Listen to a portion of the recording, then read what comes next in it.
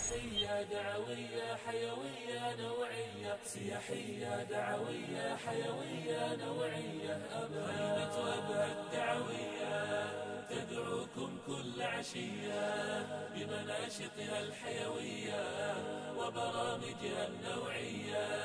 خيمة أبها الدعوية تدعوكم كل عشية بمناشطها الحيوية وبرامجها النوعية. هي للأسرة كالشمعة تجمعكم أجمل جمعة، يا من ترجون المتعة ببرامج إسلامية جمعت بين الإمتاع وجميل حديث الداعي. بسم الله الرحمن الرحيم. الحمد لله، لا مانع لما أعطاه ولا راد لما قضاه ولا مظهر لما أخفاه ولا ساتر لما أبداه. أحمده سبحانه، بيده خلق آدم فسواه وأمره ونهاه، ثم اجتباه فتاب عليه وهداه. وأشهد أن لا إله إلا الله وحده لا شريك له، وأشهد أن محمدًا عبد الله ورسوله وصفيه وخليله وخيرته من خلقه، أشرف من وطئ الحصى بنعله، بلغ عن الله رسالاته ونصح له في برياته. صلى عليه الله ما جن الدجى وما أضاءت فلكا شمس الضحى، وسلم تسليما كثيرا. أما بعد، أيها الإخوة في الله، تحية طيبة في هذا المساء الجميل، في هذا المكان، في الخيمة الدعوية السياحية الخامسة بمدينة أبها، أرسلها إليكم محملة بالمودة والحب لكم جميعا، فالسلام عليكم ورحمة الله وبركاته. حديثي لكم هذه الليلة حديث عن جماعة من الناس عاشوا في زمن من الأزمنة وكان لهم مع ذلك الزمان شأن. أولئك القوم الرعيل الأول، الجيل الفريد الذي عاصر أصحاب النبي صلى الله عليه وسلم. الله تعالى اختار من بين الخلق صفوة البشر، فكانوا أنبياؤه ورسله صلوات الله تعالى وسلامه عليهم أجمعين. ثم اختار من بين هؤلاء الأنبياء والرسل محمدًا صلى الله عليه وسلم، فكان أفضل الأنبياء والمرسلين وخاتم الأنبياء والمرسلين.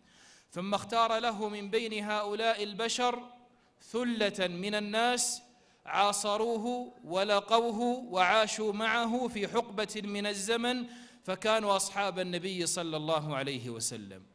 ذلك هو الجيل الفريد الذي نقلت لنا أخبارهم ولم نلقى واحدا منهم، وأسأل الله أن حين حرمنا من أن نراهم في الدنيا أن يجمعنا بهم في الجنة. قوم كرام السجايا أينما ذكروا يبقى المكان على آثارهم عطرا، أرواحهم عما يشين نقية ونفوسهم عما يعيب مكفكفة، ليسوا بأسرى الأرصدة الأطعمة الأشربة الأرغفة الألبسة، لا، قوم لقد ملأ الإله قلوبهم نورا فكانت بالضياء مزخرفة. ذلك الجيل الفريد هم أصحاب النبي صلى الله عليه وسلم، الذين قال عنهم عليه الصلاة والسلام: أصحابي كالنجوم بأيهم اقتديتم اهتديتم. ذلك الجيل الفريد الذي نهى النبي صلى الله عليه وسلم أن يمس واحد منهم بكلمة تسيء إليه، فكان يقول عليه الصلاة والسلام: لا تسبوا أصحابي، فوالذي نفس محمد بيده لو أنفق أحدكم مثل أحد ذهبا ما بلغ مد أحدهم ولا نصيفه. روى الإمام مسلم عن أبي موسى الأشعري رضي الله عنه وأرضاه قال: صلينا مع النبي صلى الله عليه وسلم صلاة المغرب كما صلينا نحن قبل قليل صلاة المغرب. ثم خرج النبي عليه الصلاة والسلام إلى حجراته. يقول أبو موسى: فتحدث بعضنا إلى بعض فقلنا علنا أن نبقى ننتظر صلاة العشاء حتى يخرج النبي صلى الله عليه وسلم. ومكث الصحابة في المسجد ينتظرون صلاة العشاء تماما كما ننتظر نحن الآن صلاة العشاء. ولهذا ينبغي أن نستصحب النية أننا الآن ننتظر صلاة بعد صلاة، وهذا من الرباط الذي أخبر عنه النبي صلى الله عليه وسلم. جلس الصحابة ينتظرون، خرج النبي عليه الصلاة والسلام لصلاة العشاء، فرأى صحابته ينتظرونه، فقال عليه الصلاة والسلام: ما شأنكم؟ فقالوا: صلينا المغرب وقلنا نصلي العشاء ثم ننصرف. فقال عليه الصلاة والسلام: أحسنتم أو أصبتم. ثم قال صلى الله عليه وسلم، واسمع إلى مقالته عليه الصلاة والسلام، قال: النجوم أمنة للسماء، فإذا ذهبت أتى السماء ما توعد، وأنا يعني النبي عليه الصلاة والسلام أمانة لأصحابي، فإذا ذهبت أتى أصحابي ما يوعدون، وأصحابي أمانة لأمتي، فإذا ذهبوا أتى أمتي ما يوعدون. يقول الإمام النووي عليه رحمة الله وهو يشرح هذا الحديث: النجوم أمنة للسماء يراها الناس كل ليلة، فإذا ذهبت هذه النجوم وغارت فهذا يعني بأن القيامة قامت وأن السماء قد أتاها ما توعد. والنبي عليه الصلاة والسلام كان أمنة لأصحابه، فلما قبض عليه الصلاة والسلام جاءت الردة وجاءت الفتن وجاءت الحروب بعد النبي صلى الله عليه وسلم، وأصحاب النبي عليه الصلاة والسلام أمانة لأمته، فلما ذهب أصحاب النبي صلى الله عليه وسلم وإذ بالأمة تقرع أبواب البدع والحوادث المحدثة والأمور التي لم تكن في حياة أصحاب النبي صلى الله عليه وسلم. إذن ذلك الجيل كان جيلا فريدا، ولو أردت أن أسرد لكم ما كان يقوله ابن القيم وما كان يقوله الطحاوي وما كان يقوله الحسن البصري وما كان يقوله أبو زرعة وما كان يقوله الإمام أحمد عن أصحاب النبي صلى الله عليه وسلم، لما وسعني المقام أن أذكر ما كانوا يقولونه عن هؤلاء الصحابة رضي الله عنهم وأرضاهم. وأقف هنا قليلا، فلست أريد الحديث عن أصحاب النبي صلى الله عليه وسلم، وإنما أريد الحديث عن أمر آخر هو يرتبط بهذا الجيل الفريد. هذا الأمر الذي أريد أن أتحدث عنه هو الأوصاف التي جعلت من أصحاب النبي صلى الله عليه وسلم جيلا فريدا، جيلا أصبحنا نحن في هذا الزمن بحاجة ماسة إلى أن نقلب صفحات التاريخ وأن نعود إليهم ونرى كيف كانوا يعيشون وكيف كانوا يتكلمون وكيف كانوا يعملون وكيف كانوا يجاهدون وكيف كانوا يذهبون ويجيئون ويسافرون ويقيمون، حتى نستلهم شيئا من حياتهم ونربطه بحياتنا نحن التي أصبحت حياة مليئة بالفتن التي لا يسلم منها أحد، لا رجالا ولا نساء ولا صغارا ولا كبارا ولا ذكورا ولا إناثا ولا شرفاء ولا وضعاء، كل البشر يتقلبون في هذه الفتن، وأسأل الله أن يجنبنا الفتن ما ظهر منها وما بطن. أول الأوصاف التي اتصف بها ذلك الجيل الفريد والتي نحن بحاجة ماسة أن نتصف بها وأن نربيها في أنفسنا وأن نربيها في أبنائنا وأن نربيها في الناس من حولنا، أنهم كانوا جيلا شديد الصلة بالله رب العالمين. كانت صلتهم بالله صلة عظيمة جدا، لا ترى هذه الصلة تقل لا في وقت الرخاء ولا في وقت الشدة. لا تراهم عند الرخاء يتعبدون وعند الشدة يتركون أبدا، بل جيل كان يستصحب الصلة مع الله تعالى في سائر الأوقات، حتى وهم يعيشون أحنك الظروف مع النبي عليه الصلاة والسلام. ولهذا انظروا إلى هذه الشريعة كيف كانت تربي هذا الأمر في نفوس أصحاب النبي عليه الصلاة والسلام. لما خرج عليه الصلاة والسلام وعزم على العمرة وأخذ معه من أصحابه 1500 رجل، وكانت معه زوجه أم سلمة وبعض النساء. خرج عليه الصلاة والسلام لا يريد قتالا ولا يريد فتحا، وإنما يريد أن يطوف بالبيت. فسار عليه الصلاة والسلام إلى مكة، وكان مما حصل له في الطريق أن قريشا أخرجت له كتيبة يقودها خالد بن الوليد رضي الله عنه، وكان لما يسلم. خرج خالد وأراد أن يتصدى للنبي صلى الله عليه وسلم ومعه 200 فارس، فنزل إلى مكان يقال له كراع الغميم.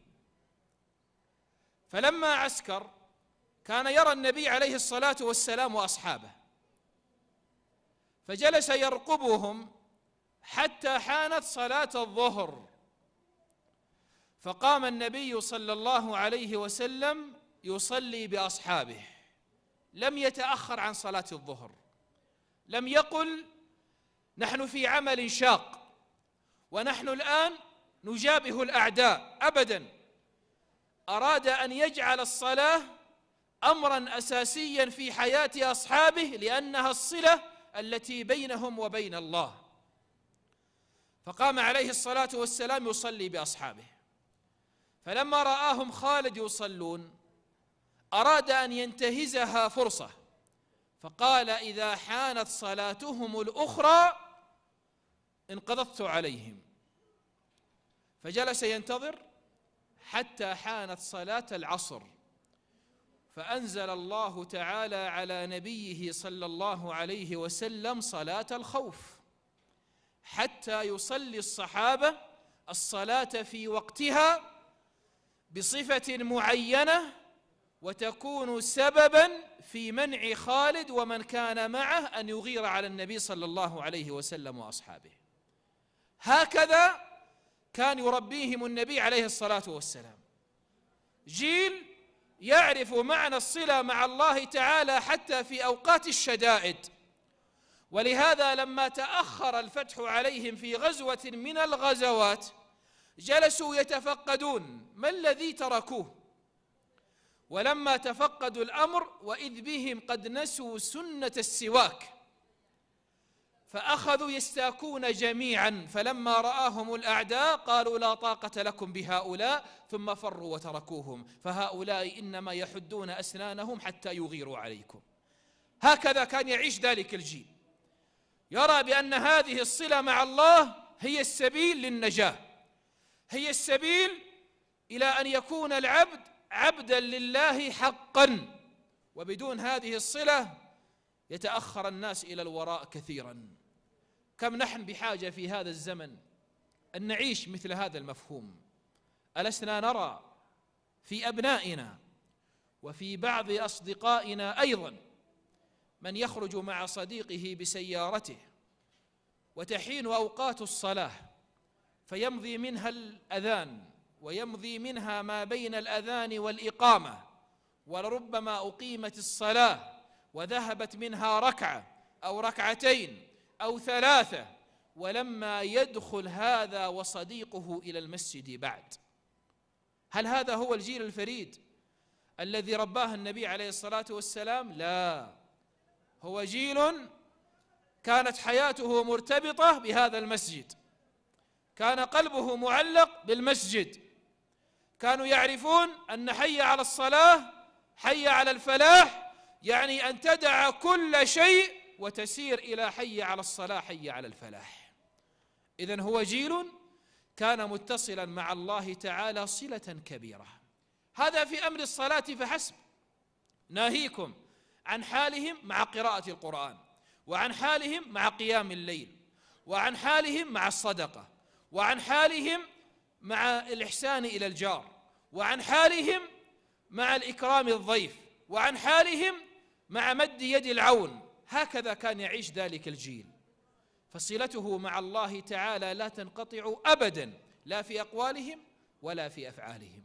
وإذا أردنا نحن جميعا أن نعيش كما عاش ذلك الجيل الفريد، فلا بد أن نعود إلى معنى العبادة الحقيقية التي ذكرها شيخ الإسلام في كتاب العبودية، والتي نحفظ نحن تعريفها منذ أن كنا في المرحلة الابتدائية، ولكننا أحيانا نغفل أن نقف مع معانيها التي ختم بها شيخ الإسلام ذلك التعريف. قال: اسم جامع لكل ما يحبه الله ويرضاه من الأقوال والأعمال الظاهرة والباطنة. أقوال وأعمال ظاهرة وأقوال وأعمال باطنة. هذه الأقوال وهذه الأعمال لا بد أن تكون متحققة عند العبد إذا أراد أن يكون عظيم الصلة بالله جل وعلا. لما؟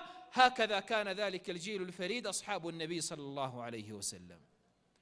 الصفة الثانية التي اتصف بها ذلك الجيل أنه جيل كان يحب محمدا صلى الله عليه وسلم حبا جما، حبا لا يمكن لأحد من الناس بعد أصحاب النبي صلى الله عليه وسلم أن يحب النبي صلى الله عليه وسلم كأصحابه مهما ادعى من المحبة.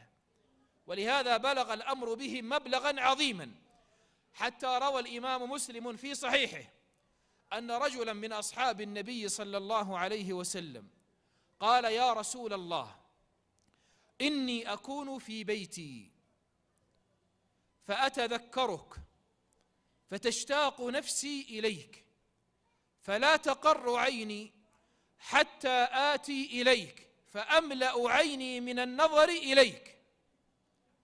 انظر الاشتياق الذي كان يملأ قلب ذلك الرجل حبا للنبي صلى الله عليه وسلم. قال عليه الصلاة والسلام: ثم ماذا؟ قال: يا رسول الله، فإذا أنت مت ومت أنا كنت أنت في أعالي الجنة، وإن كنت أنا من أهل الجنة كنت في أدناها، فكيف ألقاك يا رسول الله؟ انظر إلى هذا الهم الذي ملأ قلب هذا الرجل. هو يحب النبي عليه الصلاة والسلام حتى أنه لا يستطيع أن يبقى في بيته عندما يتذكره حتى يأتي إليه ويملأ عينه من النظر إليه.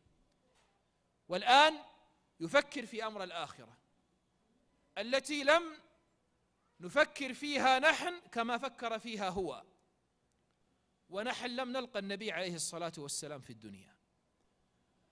فقال عليه الصلاة والسلام: يا رجل، المرء مع من أحب يوم القيامة. تحب النبي عليه الصلاة والسلام حبا عظيما وحبا صادقا، حبا يملأ عليك قلبك حتى أنك لا تهنأ ولا ترتاح إلا أن تسمع ذكر النبي عليه الصلاة والسلام وتصلي عليه صلى الله عليه وسلم، فاعلم أنك ستكون مع من أحببت. لما؟ هكذا كان الجيل الفريد أصحاب النبي صلى الله عليه وسلم. يقول علي بن أبي طالب: كنت في عوالي المدينة ألتمس عملا، فوجدت امرأة تريد أن تنزع دلوا من ماء، فاتفقت معها على أن أنزع لها ذلك الدلو كل ذنوب ماء بتمرة. يقول علي: فنزعت بيدي 16 دلوا حتى تورمت يدي من العمل. قال: ثم جئت إليها فبسطت كفي فعدت لي 16 تمرة. تصور الآن رجل يعمل هذا العمل الشاق، يحمل دلو الماء من البئر 16 مرة حتى تورمت يده، جهد، نصب، تعب، كل هذا اجتمع عليه، ثم يأخذ تلك التمرات. ما عساه أن يصنع بها؟ قال: فلم تطب نفسي حتى أتيت النبي صلى الله عليه وسلم فأخبرته الخبر، فجلس رسول الله صلى الله عليه وسلم يأكل معي من تلك التمرات. حب للنبي عليه الصلاة والسلام لا يتصور عند أصحابه رضي الله عنهم وأرضاهم. ويخرج عليه الصلاة والسلام مع معاذ بن جبل، ويريد أن يرسله إلى اليمن، داعية إلى اليمن. هو الآن سيقوم بمهمة دعوية، هذه المهمة الدعوية كلفه بها رسول الله صلى الله عليه وسلم. يحتاج الآن معاذ إلى أن تشحن عزيمته وتقوى شكيمته، لأنه يريد أن يقوم بالرسالة التي يريدها النبي صلى الله عليه وسلم. يخرج معه عليه الصلاة والسلام على مشارف المدينة ويريد أن يودعه، وإذ به يعانق معاذا عناقا حارا، ثم يقول: يا معاذ، والله إني لأحبك. هذه مشاعر النبي عليه الصلاة والسلام يظهرها لمعاذ بن جبل، يقول: يا معاذ، والله إني لأحبك. إذا كان النبي عليه الصلاة والسلام يحب معاذا، فكيف سيكون حب معاذ للنبي عليه الصلاة والسلام؟ فقال: يا رسول الله، وأنا كذلك. فقال عليه الصلاة والسلام: لعلي لا ألقاك بعد اليوم يا معاذ. فبكى معاذ بكاء شديدا واشتد على النبي عليه الصلاة والسلام. لما؟ لأن معاذ يعلم يقينا أنه سيرجع إلى المدينة ولن يلقى النبي صلى الله عليه وسلم. وفعلا يذهب معاذ إلى اليمن ثم يرجع وقد مات النبي صلى الله عليه وسلم. لكن معاذا هذا الذي حمل في قلبه هذا الحب للنبي عليه الصلاة والسلام هو الذي سيأتي يوم القيامة وهو يقدم العلماء برتوة مسافة حذفة حصاه. لما؟ لأن معاذا هذا كان له شأن عظيم في صلته بربه ومحبته لنبيه صلى الله عليه وسلم. يقول معاذ: اللهم إني أسألك حمى لا تقعدني عن صلاة ولا عن جهاد. فكانت الحمى في جسد معاذ حتى مات، ولما نزلت به المنية كان يقول: اللهم إنك تعلم أني كنت أخافك وأنا الآن أرجوك. اللهم إنك تعلم أني ما أحببت الدنيا ولا البقاء فيها، لا لكري الأنهار ولا لغرس الأشجار، ولكن لطول ظمأ الهواجر وقيام ليل الشتاء ومجالسة إخوة ينتقون أطايب الكلام كما ينتقى أطايب الثمر. هذه الحياة التي عاشها معاذ رضي الله عنه وأرضاه حتى أسلم روحه إلى الله تعالى. إذن عندما ننظر في هذا الجيل كيف كان يحب النبي عليه الصلاة والسلام ونرى سيرهم وأخبارهم، نشعر بالفرق الكبير بين محبتهم له ومحبتنا نحن للنبي عليه الصلاة والسلام. هم أحبوه فكانوا أشد اتباعا له، ولكن هل نحن نرى في زماننا من هم أشد اتباعا للنبي عليه الصلاة والسلام؟ نعم نرى، ولكنهم قليل، وأسأل الله أن يجعلنا من ذلك القليل.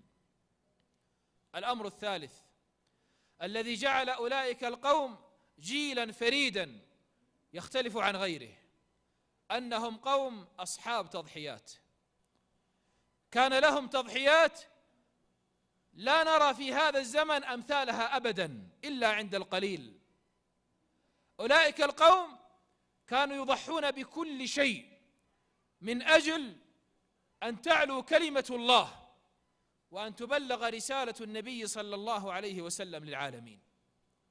تضحيات بذلت فيها المهج بذلت فيها الأموال، ضحي فيها حتى بالأولاد والأهل، كل هذا من أجل أن يقدموا شيئا لهذا الدين.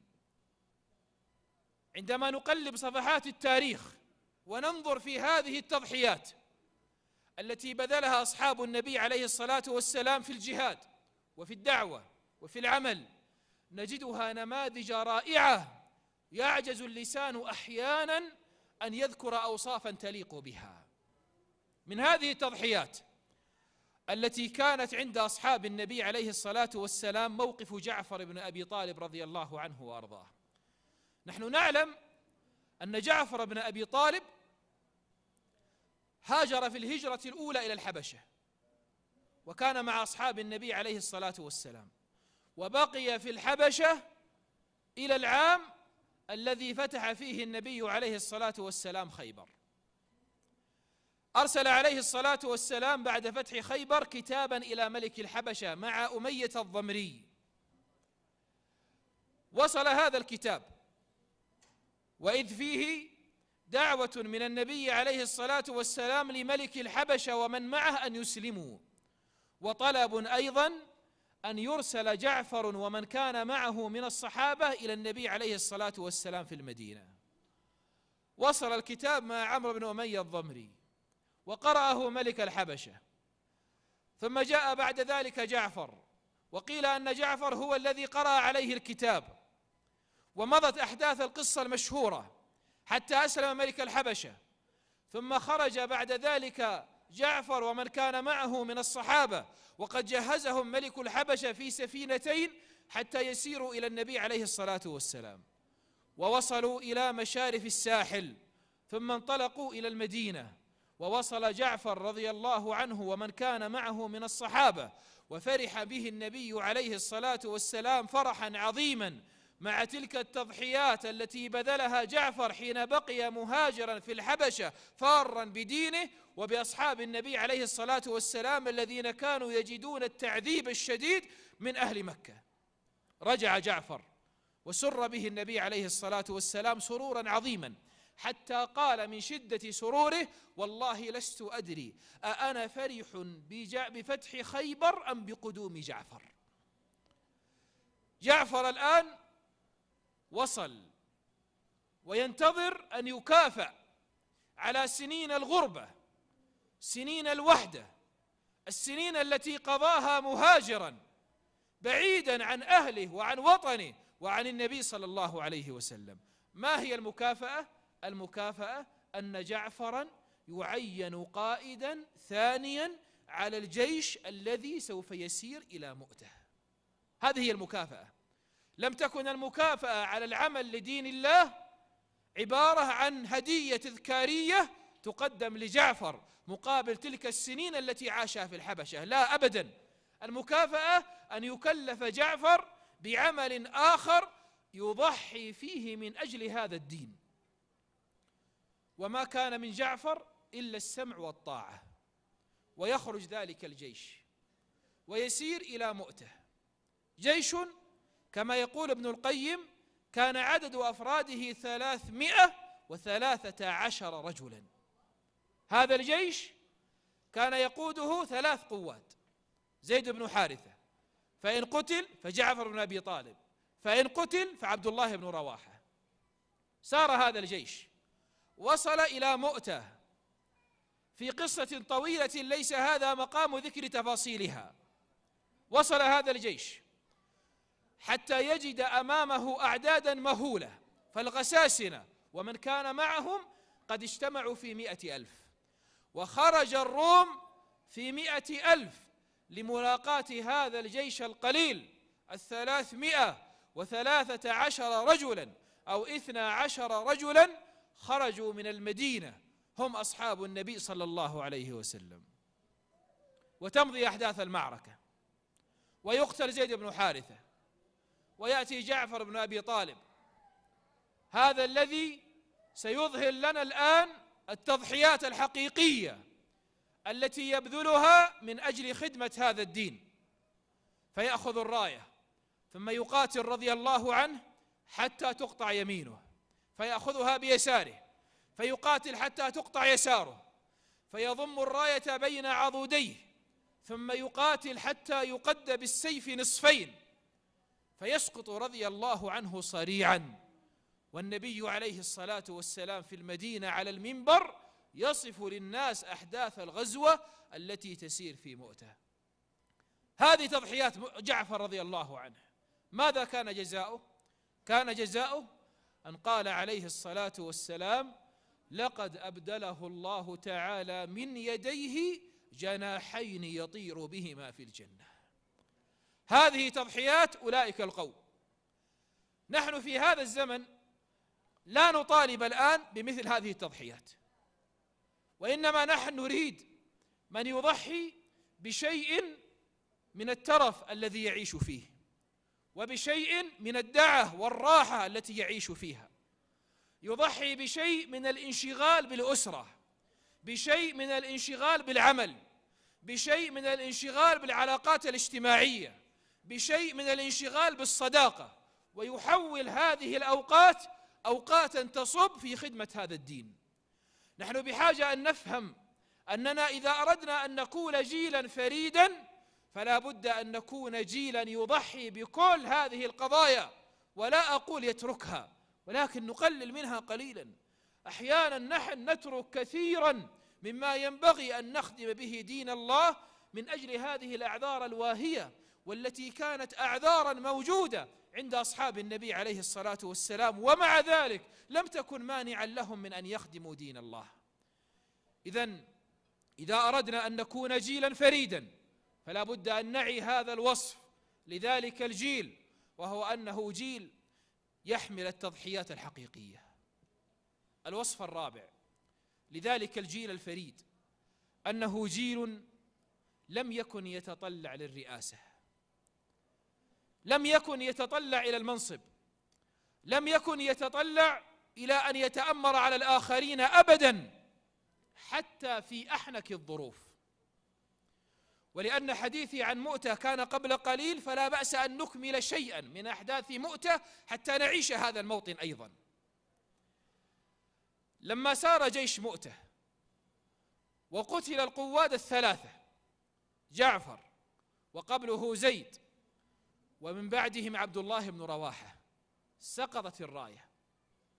تصور الآن جيش يحاصر ب200,000، يقتل قواده الثلاثة ويبقى الجيش بلا قائد، والراية سقطت، وسقوط الراية معناها الهزيمة. فيأتي أحد الصحابة اسمه ثابت بن أرقم فيأخذ تلك الراية ثم يرفعها، فيجتمع حوله بعض الصحابة فينظر في هذه الوجوه المجتمعة، وإذ به يرى وجها ترى أثر القيادة تخرج من بين عينيه، فيدفع له بالراية فيقول له ذلك الرجل: أنت القائد ولست أنا، فأنت بدري وأنا لست من أهل بدر. انظر الموطن الذي يتكلم فيه هذا الفارس، هو في موطن قتال وموطن شدة وموطن خوف وموطن هلع، ومع ذلك هو لا يتطلع إلى أن يتنصب رئاسة هؤلاء. والآخر ثابت بن أرقم البدري الذي قال عنهم النبي عليه الصلاة والسلام: وما يدريك لعل الله اطلع على أهل بدر فقال اعملوا ما شئتم قد غفرت لكم، يدفع بهذه الراية إلى خالد بن الوليد. هذا الفارس هو خالد بن الوليد، ويقول له مع أنه بدري من أهل بدر: ولكنك أعلم بشؤون القتال مني. فيجتمع الناس حول خالد ويأخذ الراية خالد نزولا عند رغبة القوم، لا تطلعا منه إلى أن يكون قائدا لهم، مع أن صفات القيادة كانت مجتمعة في خالد رضي الله عنه وأرضاه. عندما نرى مثل هذا الموقف ومثل هذا الزهد في التطلع للرئاسة، وننظر أحوالنا نحن في حياتنا الطبيعية، نرى كيف أن أنفسنا تؤزنا أزا إلى أن نتقلد المناصب وأن نترأس المجالس وأن نكون في مقدمة القوم. إن كان هذا الدافع له هو خدمة دين الله عز وجل فأنعم به، وإن كان الدافع له هو حب الظهور، هو العجب، هو الكبر، هو التعالي، فلا مرحبا به. نحن نريد أن نكون جيلا كجيل أصحاب النبي عليه الصلاة والسلام، جيلا لا يهمه أبدا أن الذي ترأس عليهم كان أصغر منهم سنا، أن الذي ترأس عليهم كان أسود اللون، لم يلتفتوا إلى هذا، وإنما كانوا ينظرون إلى طاعة النبي عليه الصلاة والسلام.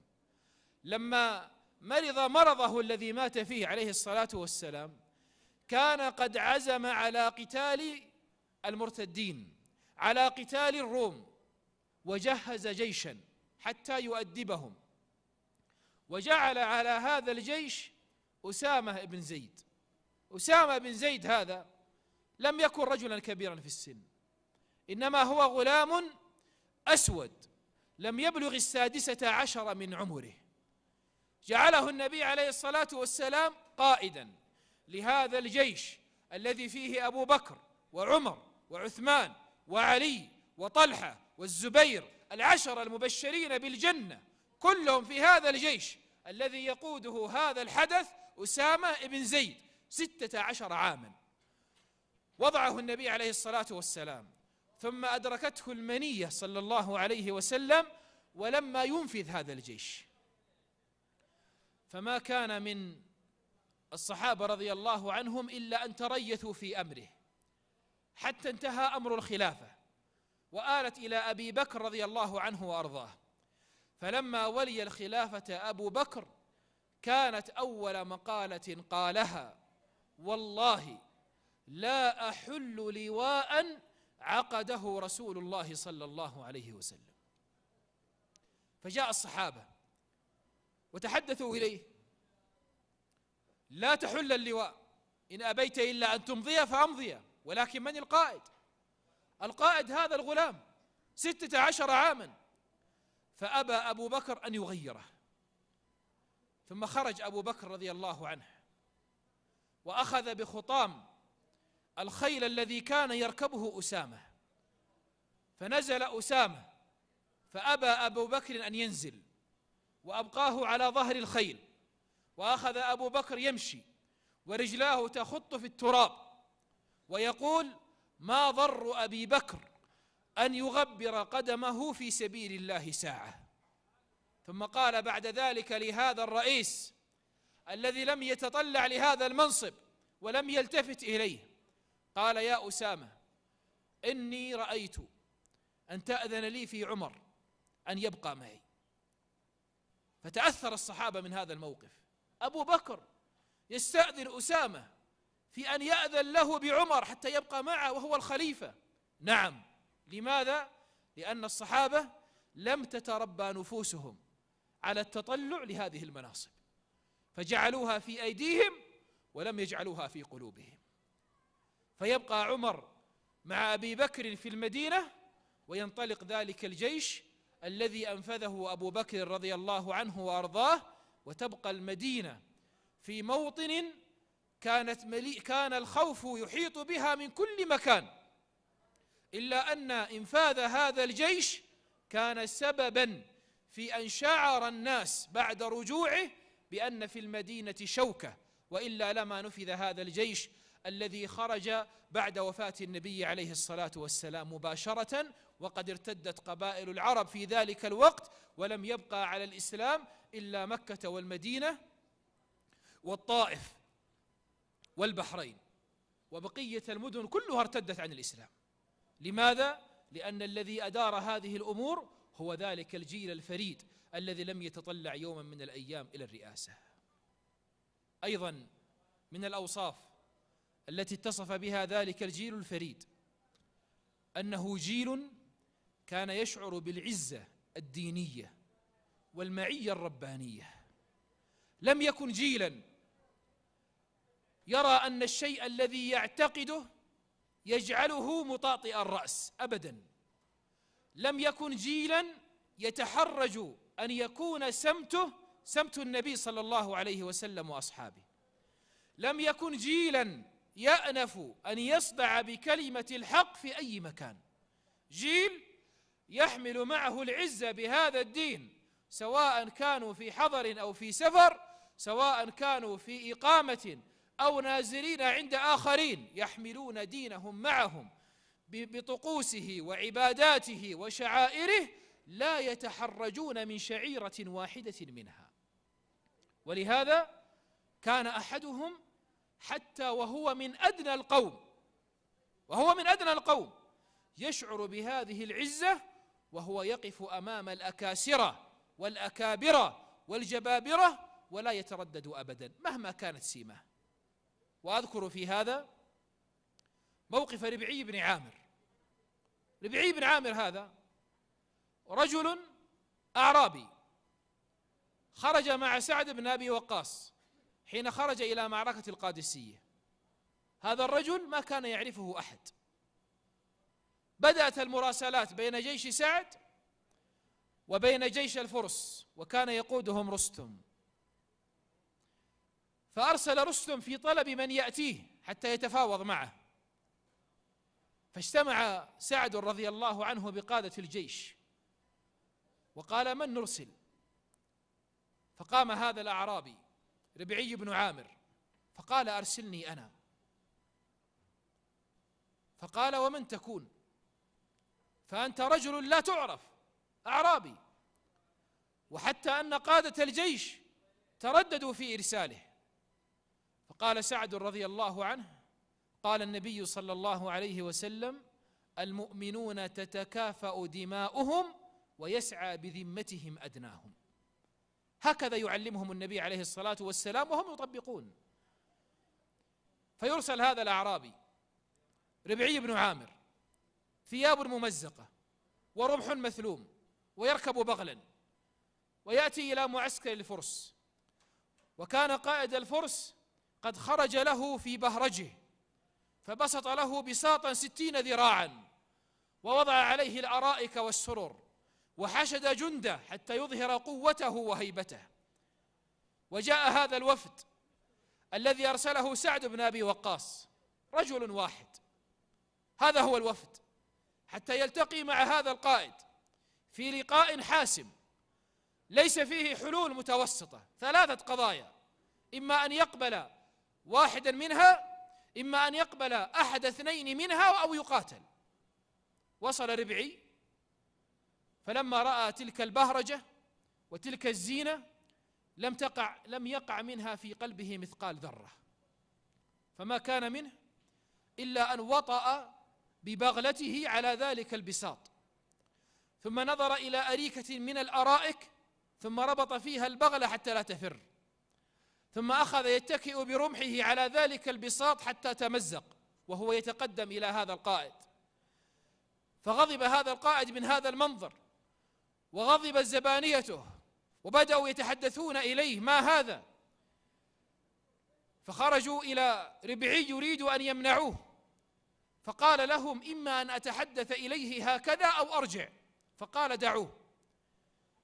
فلما دنا منه قالها كلمات مدوية ليست فيها تفاصيل كثيرة، كلمات محدودة: أسلم تسلم، ولك ما للمسلمين وعليك ما عليهم، أو أعطي الجزية عن يد وأنت صاغر. فلما قال هذه الكلمة لم يتركه رستم حتى يكمل، فقال: أخرج، ليس بيني وبينكم إلا السيف. فخرج رضي الله عنه وأرضاه. انتهت المهمة، رسالة محددة صغيرة يحمل فيها عزة المسلم، لم يلتفت إلى هذه الدنيا التي بسطت أمامه أبدا، وإنما خرج لا يريد إلا أن يخدم دين الله. هذه العزة بهذه الثياب الممزقة وهذا الرمح المثلوم وتلك البغلة وتلك القدمين الحافيتين التي اغبرت من المشي في الصحراء، لكنها تحمل عزة المسلم الحقيقية. نحن نريد أن نرى في أجيالنا من يحمل مثل هذه العزة، من يجد في نفسه بأنه حين يرتدي ذلك الثوب الذي جعله أزرة فوق الكعبين، وحين يطلق تلك اللحية وحين يتكلم بالكلام الحسن، وحين يتبسم في وجه أخيه، وحين يتحدث بالصدق ويدع الكذب ويدع الغيبة والنميمة والبهتان وقول الزور، أنه إنما يعتز بهذه القيم التي ربانا عليها محمد صلى الله عليه وسلم. هذه عزة نحن بحاجة إليها في هذا الزمن. نحن نتألم كثيرا عندما نرى ذلك الذي كان يوما من الأيام قد بلغت لحيته صدره وإذ به قد خففها. لما؟ ما الذي حصل؟ أكل هذا بسبب هذه الفتن التي حصلت في واقعنا، فأصبح أحدنا لا يستطيع أن يعتز بالشيء الذي يأخذه من قال الله وقال رسوله صلى الله عليه وسلم. أصبحنا نرى من لا يريد أن يتكلم عندما يتكلم بحمد الله والصلاة على النبي صلى الله عليه وسلم، لأنها أصبحت لغة لا تتناسب مع الطرح الجديد ومع العصر الحديث. نحن أصبحنا نرى من يتهرب أن يكون في حلق العلم وفي مجالس الذكر حتى لا يوصم يوما من الأيام بأنه رجعي يجالس هؤلاء الرجعيين. هذا واقع نعيشه ونراه صباحا ومساء. لماذا؟ لأننا فقدنا العزة التي ينبغي أن نتمسك بها عندما نتمسك بهذا الدين. ولهذا السلف رحمهم الله اقتدوا بالصحابة رضي الله عنهم في هذا الباب، وكانت هذه العزة موطنا يلبسون رداءه أو لباسا يلبسون رداءه في كل موطن ولا يتركونه أبدا. ولذلك لما خرج الحسن البصري رحمه الله ورضي عنه وقد علم أن القراء قد ذهبوا إلى مجلس الحجاج بن يوسف الثقفي، خرج إليهم مسرعا ثم قال لهم: أنتم معشر القراء تذهبون إلى هذا الذي يتكلم بكلام الأبرار ويبطش بطش الفجار؟ وكان يقول لهم: يا معشر القراء يا ملح البلد، من يصلح الملح إذا الملح فسد؟ يريد أن يذكرهم بالعزة التي ينبغي أن يحملها هؤلاء، لأن أولئك القوم كانوا يحملون هذه العزة التي نحن نفقدها في هذا الزمن. علي بن عبد الله العباسي هذا الرجل بطش بالمسلمين بطشا عظيما، حتى ذكر عنه أنه قتل في يوم واحد 36,000، وكان من شدة بطشه ومن شدة عنته وقوته أنه كان يتبختر ويتجبر على الناس ويقول: من ينكر علينا؟ فقال له جلاسه وأرادوا بذلك الفتنة للنصح: ما نعلم أحدا إلا رجل يقال له الأوزاعي هو الذي قد ينكر عليك. فقال: أتوني بالأوزاعي. فلما ذهبوا إلى الأوزاعي أخبروه بأن علي بن عبد الله العباسي يطلبه في دمشق، فعلم الأوزاعي أنه إنما طلبه يريد أن يقتله، فما كان منه إلا أن اغتسل ثم لبس أكفانه من تحت ثيابه ثم خرج. فلما وصل إلى مجلس العباسي وإذ بالعباسي قد وضع له طابورا من الجند، قد أخرجوا أسنة السيوف وقد التقى بعضها على بعض حتى يظهر قوته وهيبته في نفس الأوزاعي. فلما رآها الأوزاعي دخل من تحت أسنة السيوف ولم يلتفت إليه. فلما دنا منه وإذ بالعباسي يأخذ عصا وينكث بها في الأرض نكثا شديدا. فلما وصل الأوزاعي قال له العباسي: أنت الأوزاعي؟ قال: نعم. قال: ما تقول في هذه الدماء التي سفكنا؟ فقال الأوزاعي: حدثنا عروة عن عائشة عن النبي صلى الله عليه وسلم أنه قال: لا يحل دم امرئ مسلم إلا بإحدى ثلاث: النفس بالنفس، والتارك لدينه المفارق للجماعة، أو قال النفس الثيب الزاني، والنفس بالنفس، والتارك لدينه الفارق للجماعة. فلما قال هذا الكلام وإذ بالعباسي يتضور غضبا ثم أخذ ينكث في الأرض نكثا شديدا، والناس من حوله يرفعون ثيابهم ينتظرون نزول السيف على الأوزاعي حتى لا تطيش دماؤه على ثيابهم، والأوزاعي يرفع إمامته عن رقبته ينتظر السيف. ثم سكن العباسي ثم قال له: ما تقول في هذه الأموال التي أخذنا؟ فقال الأوزاعي: إن كانت حلالا فحساب، وإن كانت حراما فعقاب. فغضب العباسي مرة أخرى وأخذ ينكث في الأرض نكثا شديدا، والناس يرفعون ثيابهم ينتظرون نزول السيف على عنق الأوزاعي حتى لا تطيش عليهم دماؤه. فما كان من العباسي إلا أن أخذ صرة فيها مال ثم دفعها للأوزاعي، فأخذ الأوزاعي المال وقسمه على جلاس الخليفة، ثم خرج ما أصابه مكروه. هكذا كانت عزة أولئك القوم. نحن نريد مثل هذه العزة في أقل من هذه المواطن، نريد أن نراها في حياتنا المعتادة.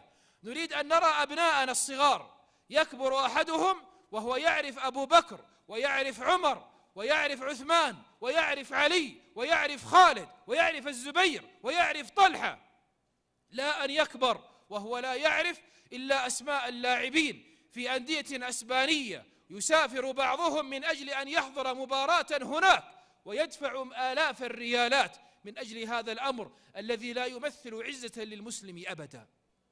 نحن بحاجة إلى أن يعرف أبناؤنا أن عزتهم في هذا الدين، أن حياتهم الحقيقية في هذا الدين، أن نصرهم الحقيقي في هذا الدين ليس في قصة شعر ولا في لباس غربي ولا في كلمات مستوردة، إنما هي في هذا الدين الذي جاء به محمد صلى الله عليه وسلم. فالعزة كانت من الصفات التي اتصف بها ذلك الجيل الفريد أصحاب النبي صلى الله عليه وآله وسلم. أيضا مما اتصف به ذلك الجيل الفريد أنه كان جيلا متحررا من الانهزامية. وأعني بالتحرر من الانهزامية أنه جيل ما كان يوما من الأيام يقعد عن العمل. أعني بالتحرر من الانهزامية أنه جيل ما كان يوما من الأيام يشعر باليأس. أعني بالتحرر من الانهزامية أنه جيل ما كان يرفض أي مسؤولية توكل إليه يخدم بها دين الله. أعني بالتحرر من الانهزامية أنه جيل ما كان يخجل أبدا من إظهار شعائر الله. أعني بالتحرر من الانهزامية أنه جيل ما كان يخاف يوما من الأيام من الباطل. ولهذا كان جيلا فريدا لم يقف أمامه أحد ولم يصمد أمامه أحد، وبلغوا رسالة الله للعالمين. هذا هو الجيل الفريد الذي تحرر من الانهزامية. وإذا أردت أن أقلب صفحات أخبارهم في هذا الباب وجدت سيرا كثيرة أذكر لكم شيئا منها. كعب بن مالك، هذا الرجل الذي تخلف عن غزوة تبوك هو واثنان معه، هلال بن أمية ومرارة بن الربيع. كعب هذا ما كان يمنعه من الخروج مع النبي عليه الصلاة والسلام شيء أبدا إلا التسويف. تأخر وقال أدرك القوم حتى مضى النبي عليه الصلاة والسلام وسار بالجيش ولم يدركهم هؤلاء الثلاثة. مضت أحداث تبوك ورجع النبي عليه الصلاة والسلام إلى المدينة، وجاء الذين تخلفوا عن تلك الغزوة يعتذرون إلى النبي عليه الصلاة والسلام، والنبي عليه الصلاة والسلام يقبل منهم ويستغفر لهم، حتى جاء كعب رضي الله عنه وأرضاه فقال: ما الذي خلفك؟ فقال كعب: والله يا رسول الله ما كان أحد أيسر مني مالا، وما كان يمنعني من اللحاق بك شيء، وإني والله لو أردت أن أكذب لكذبت، لكني أعلم أن الوحي سينزل من السماء فيخبرك بما كان عندي، فوالله ليس عندي إلا هذا. فقال عليه الصلاة والسلام: والحظ إلى مقالته، قال: أما هذا فقد صدق، فقم حتى يحكم الله فيك. ويأتي هذا الحكم. ما هو الحكم؟ أن يعتزل الناس، لا يتكلم معه أحد، لا يلاقيه أحد، يخرج إلى السوق فيرى الناس ويرونه ولا يحادثه أحد. لماذا؟ هذا هو أمر الله لرسوله صلى الله عليه وسلم. كعب هذا في وضع الآن لا يحسد عليه، يمضي يوم، يومان، 3، 20، 30، 52 يوما وكعب لا يكلمه أحد. ثم يأتيه بعد ذلك أن اعتزل أهلك، فقال أطلق، قالوا لا ولكن اعتزلهم، فيعتزلهم. الآن أصبح كعب في موطن مهيأ إلى أن تعتريه ما يعتري الناس من التفكير في البدائل، كيف أعيش في مجتمع لا يكلمني فيه أحد، حتى أهل بيتي أعتزلهم. فيأتي رسول بكتاب إلى كعب بن مالك، هذا الرجل المكلوم بهذه العقوبة التي أصيب بها. يأتي هذا الكتاب، فلما فتحه كعب وإذ مكتوب فيه: لقد بلغنا بأن صاحبك قد جفاك فالحق بنا نواسك. جاء الفرج الآن. يدعوه ملك إلى أن يكون ضمن حاشيته، إلى أن يكون معه ومع قومه. يأتي هذا في هذا الموطن الرهيب، في هذا الموقف العصيب لكعب بن مالك.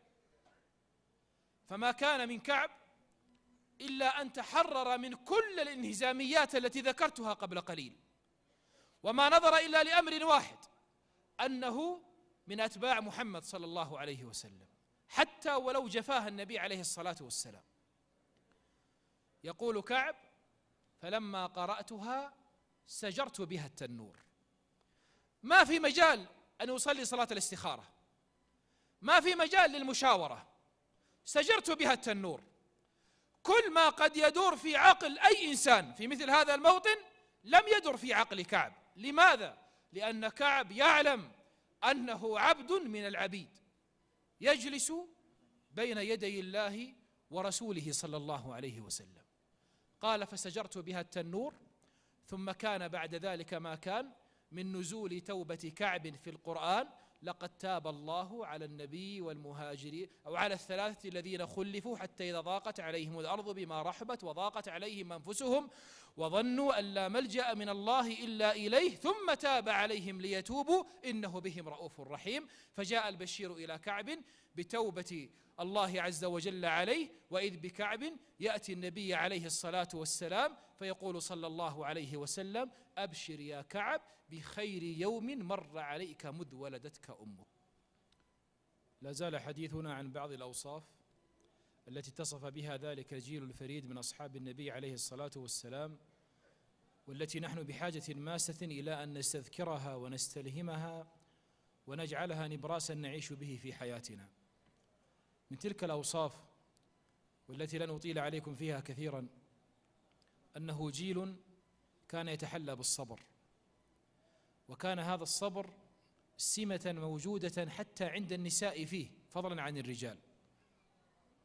ولأن الذين يستمعون إلي رجالا ونساء أيضا، فسأجعل الموقف هذه المرة مرتبطا بالأسرة.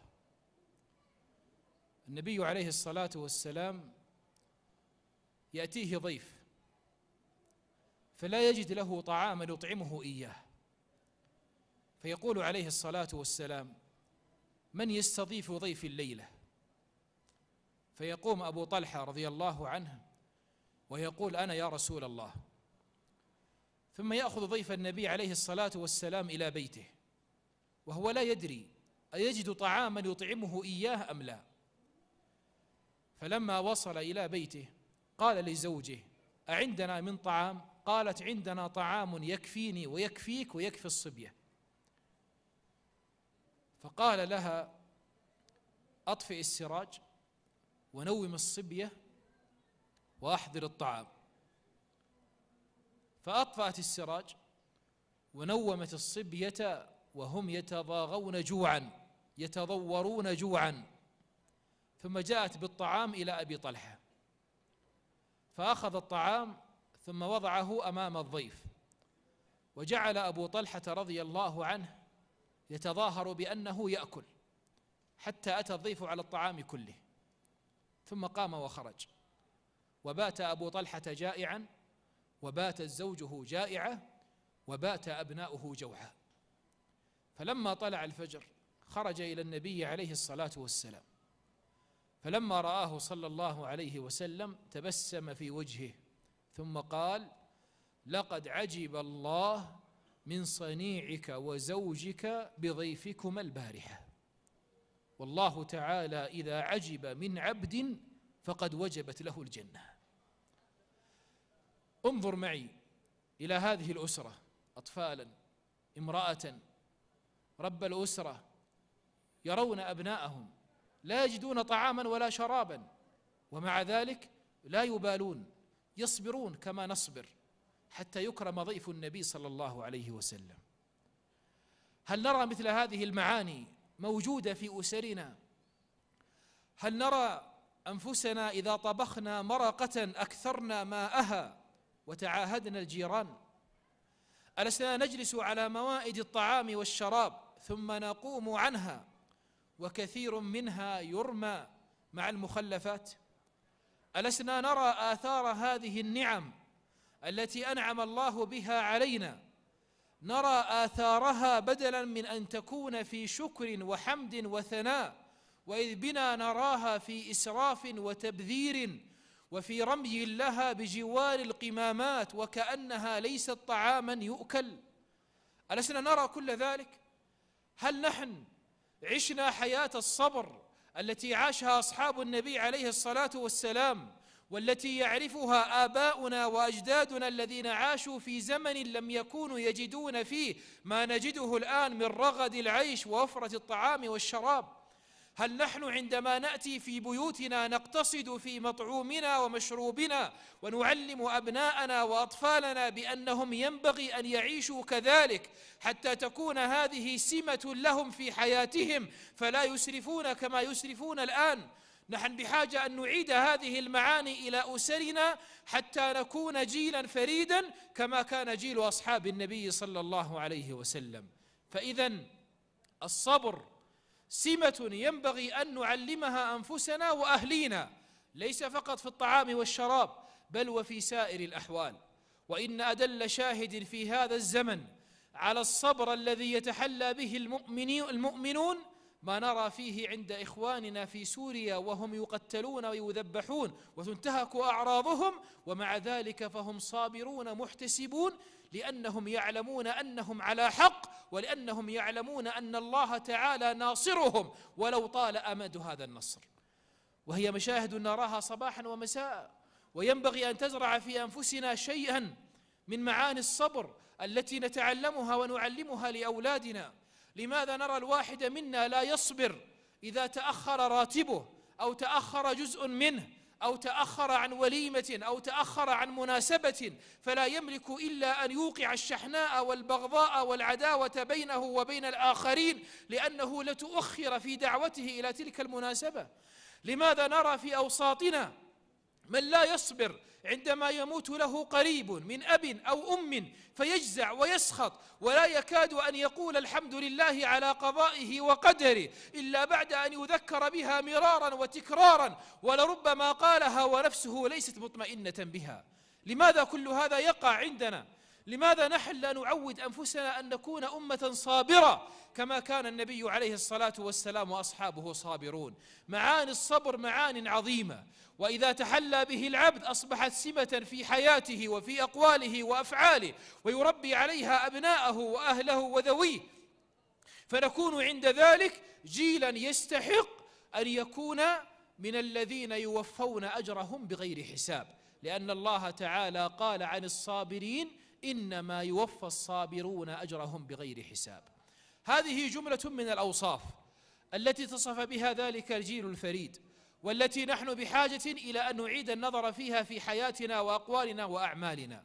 وقبل أن أختم أذكركم جميعا بأن من الصفات التي تصف بها ذلك الجيل أنهم كانوا جيلا ينفق في سبيل الله ولا يتردد في هذا الإنفاق أبدا، حتى أن عثمان رضي الله عنه وأرضاه جاء بالمال يصبه في حجر النبي عليه الصلاة والسلام، والنبي عليه الصلاة والسلام يقلبه بين كفيه ويقول ما ضر عثمان ما فعل بعد اليوم. حتى أن عثمان رضي الله عنه اشترى بئر روما وجعلها صدقة على المسلمين، وقيل بأنه اشتراها ب20,000 دينار، فكانت هذه البئر سببا في دخوله الجنة. قال عليه الصلاة والسلام: من يشتري بئر روما وله الجنة، فاشتراها عثمان رضي الله عنه وأرضاه. وهذه الخيمة السياحية الدعوية إنما تقوم على استقطاعات من الاستقطاعات التي يأخذها المكتب التعاوني للدعوة والإرشاد وتوعية الجاليات، إضافة إلى الداعمين المشكورين الذين يدعمون هذه الخيمة في كل عام. وأنا أحثكم جميعا إلى أن نساهم في دعم مناشط هذا المكتب التعاوني للدعوة والإرشاد وتوعية الجاليات، سواء في هذه الخيمة الرجالية أو في الخيمة النسائية. فهناك أماكن لهذه الاستقطاعات موجودة في الخيمة، وهي من المال الذي يبذل في سبيل الله والذي لا يصرف إلا في هذه الأعمال المباركة الخيرية، سواء هذه الخيمة أو غيرها من أعمال المكتب. فأنا أدعوكم جميعا إلى البذل بسخاء وإلى الاستقطاع ولو شيئا يسيرا. أنا لا أطالبكم الآن بأموال نقدية، ولكن استقطاع 10 ريالات، 20 ريالا، 30 ريالا، 100 ريال تستقطعها من راتبك شهريا وأنت لا تشعر بها، ومع ذلك سوف تأتي يوم القيامة وترى أثرها عليك حين ترى تلك الحسنات التي تكتب في ميزانك من هذه الأموال التي أنفقتها وما أنفقت إلا في سبيل الله. أسأل الله جل وعلا بأسمائه الحسنى وصفاته العلى وباسمه الأعظم الذي إذا سئل به أعطى وإذا دعي به أجاب أن يتغشانا برحمته، وأن يملأ قلوبنا بطمأنينة وسكينة تجعلنا نعيش حياة هانئة مطمئنة. اللهم إنا نسألك الإيمان والعفو عما سلف وكان من الذنوب والعصيان. اللهم طهر قلوبنا من النفاق، وأعمالنا من الرياء، وألسنتنا من الكذب، وأعيننا من الخيانة، إنك تعلم خائنة الأعين وما تخفي الصدور. اللهم كل من سعى في دعم هذه الخيمة وفي دعم مناشطها وعمل وجد واجتهد في إقامتها، فاللهم إنا نسألك أن تعظم أجرهم وأن تعلي قدرهم وأن تجعل ما قدموه وعملوه في موازين الحسنات يوم أن يلقوك، إنك على كل شيء قدير. اللهم انصر إخواننا المجاهدين في كل مكان، اللهم انصر إخواننا المجاهدين السنة في سوريا، اللهم خلصهم من أيدي هؤلاء الرافضة الجبارين. اللهم احقن دماء إخواننا، اجمع كلمتهم، وحد صفوفهم، سدد رميهم، اجعل الدائرة تدور على أعدائهم، مكن لهم في الأرض، انصرهم نصرا مؤزرا، أهلك أعداءهم، شتت شملهم، فرق جمعهم، اجعل الدائرة تدور عليهم، إنك يا مولانا سميع قريب مجيب الدعاء. والحمد لله رب العالمين، وصلى الله وسلم وبارك على نبينا محمد وعلى آله وصحبه أجمعين. سبحانك اللهم وبحمدك، نشهد أن لا إله إلا أنت، نستغفرك ونتوب إليك. الدعوية سياحية دعوية حيوية نوعية، سياحية دعوية حيوية نوعية، خيمة أبها الدعوية تدعوكم كل عشية بمناشطها الحيوية وبرامجها النوعية. خيمة أبها الدعوية تدعوكم كل عشية بمناشطها الحيوية وبرامجها النوعية. هي للأسرة كالشمعة تجمعكم أجمل جمعة، يا من ترجون المتعة ببرامج إسلامية.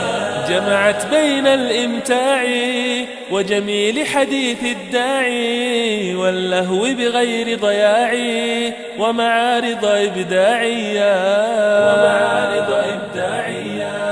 جمعت بين الإمتاع وجميل حديث الداعي واللهو بغير ضياع ومعارض إبداعية. أبها الدعوية، خيمة أبها الدعوية تدعوكم كل عشية بمناشطها الحيوية وبرامجها النوعية. خيمة أبها الدعوية تدعوكم